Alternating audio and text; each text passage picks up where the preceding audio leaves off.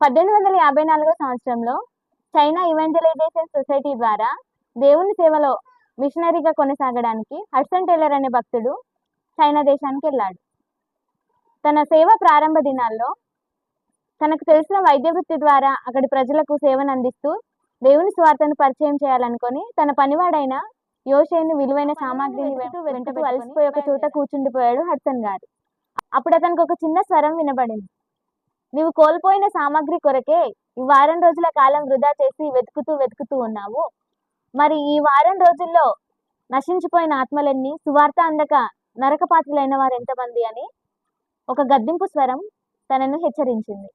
అతడు మనసులో కృంగిపోతూ పశ్చాత్తాపుడై తిరిగి సువార్త ప్రకటించడానికి బయలుదేరాడు.